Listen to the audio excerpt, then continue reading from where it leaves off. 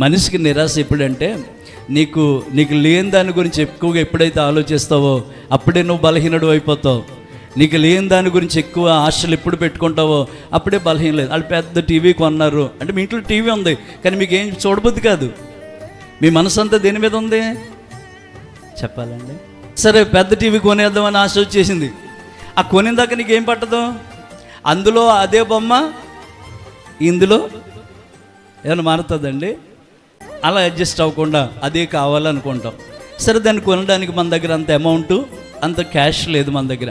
ఇంకో పద్ధతి వచ్చేసింది, ఏ అమ్మాయి దేవుని స్తోత్రం చెబుతాడు, వెంటనే ఇక పట్టుకెళ్ళి అసలు ఏం పర్లేదు నేను వాయిదాలని అంటాడు, తీసుకోవడానికి బాగానే ఉంటుంది. ఇప్పుడు చెప్తామండి, పెద్ద టీవీ పెట్టుకుని నెల దాని గురించి బెంగ పెట్టుకుని ఉంటాం. అయ్యి బాబా ఇది వచ్చేస్తుంది వాయిదా. అంతకుముందు ఆ బెంగ ఉందా నీ దగ్గర? లేదు. ఎందుకని? నీవు పెద్దదాన్ని ఆశించలేదు కాబట్టి.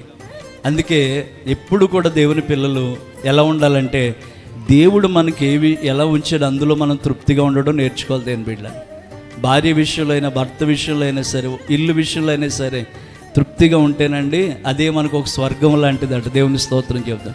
కానీ అత్యాశలకు వెళ్ళిపోయి అడియాశలకు వెళ్ళిపోయి అదిగో మబ్బుల్లో నీళ్ళు ఉన్నాయి కదా, ఈ నీళ్ళతో పని ఏంటని ముంతలో నీళ్ళు ఉంచేస్తే ఆ మబ్బుల్లో నీళ్ళు రావచ్చు రాకపోవచ్చు,